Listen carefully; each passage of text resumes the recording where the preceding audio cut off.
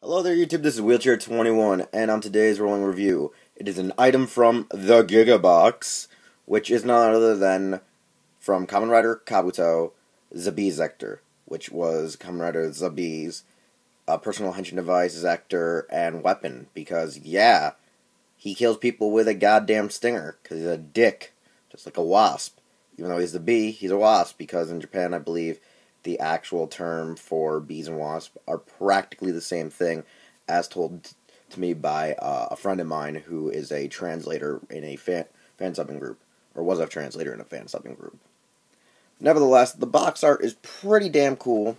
I like it. I like the whole cast-off thing with the CGI mold. It looks great. I like the animation. That's probably one of my favorite parts. Is they used back in the day they used the video game animations for most of the cast-off effects on the boxes, and that's probably just the quick highlight I can say, which makes me enjoy it. This is a Bandai Asia, meaning this is probably the Hong Kong release, but it's still pretty good. Nothing changed, nothing sullied about the toy at hand. Upon removing the TheBee Zecter and its wrist-mounted holster from its package, you can see it's a pretty simple design and a pretty simple toy.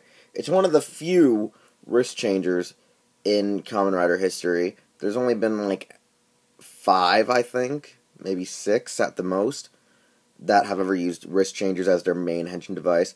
And when looking at TheBee's personal part for his wrist, actually, I think most of the Kabuto riders, Kabutek, the ones who use the Kabuto Zecter from the movie, use a similar construction model for the wrist joint, but, you know, that was just the whole thing because they were built by the same people, similar to how all the Phi stuff looks similar and such of other Kamen Riders. But it has this cool, funky design for where you lock in your Zecter. It has a hive-like light effect, and its strap is so small it can't even fit on my wrist. I'm probably going to have to go and find a piece of Velcro or something that fits in here and make a new strap, because this sucker, like, just barely gets around my wrist, and I have quite a small wrist in general. So, yeah, that's kind of the funky part. When turning on the toy itself, it makes a sound and lights up in the front. Yeah, that's just the activation sound. And before we can actually go into activating any of the other sounds, this is your TheBee Zecter, which looks pretty cool. Doesn't really look a bee-like. It really looks like a yellow jacket. It looks like a wasp.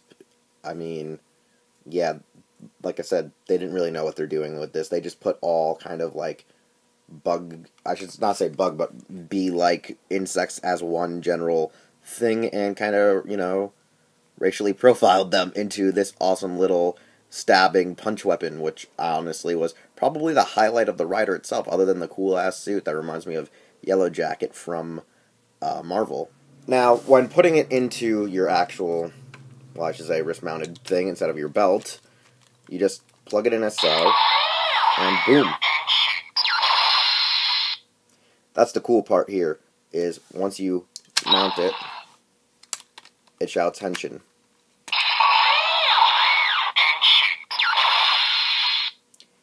And to cast off, all one needs to do is pull this down, and boom.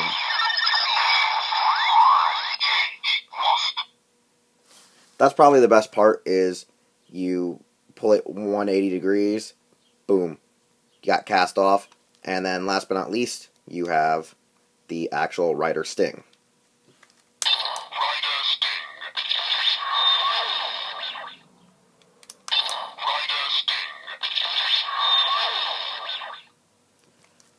Really freaking simple, honestly. It's probably the craziest, but coolest, littlest, you know, henshin device ever known to man, one of the few, and I honestly enjoy it. It's just pretty damn bitchin'. So as for my final evaluation, this thing is really cheap and affordable. It's really small and compact, and you'll really have a fun time just messing around and playing with it. It's not one of the best henshin devices in Kamen Rider history, but it's an affordable one. It's a cool one. It's seen throughout most of the series. It had a lot of people use it to become a rider. I think it had like 4 or 5 different users at one time.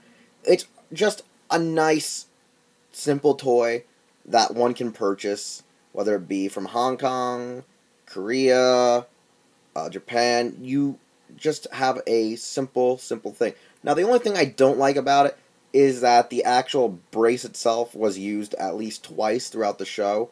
The Zecter itself never changed, stayed the same, because it had to go with the whole Hyper Kabuto theme where all the other Zecters come to him and he puts it on the freaking sword to beat the freaking bad guys, but villains, monsters. It's been a while since I've seen Kabuto. I don't know. Kabuto really itself never impressed me.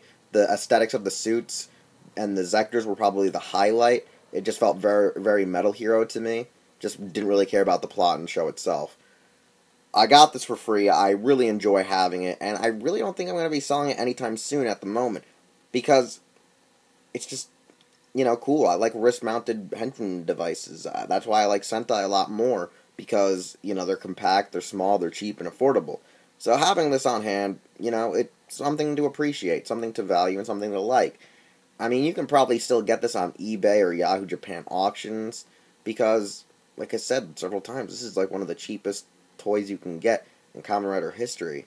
I think the only other cheap things you can get are like some of the more recent Day series stuff, like the O's driver, the Wizard belt, or the Forze driver. Pretty much once you get all those, it's goddamn inexpensive. It's just something you can have almost for free and enjoy it.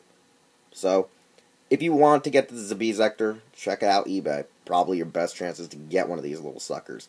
They're fun, they're cool. You only have 3 or 4 sounds, but it's worth it for 25 bucks. Anyways, you can see TheBee Zecter and other items from the GIGABOX here on my channel throughout the next couple of months, because, well, I got nowhere else to be. I'll see you next time, YouTube.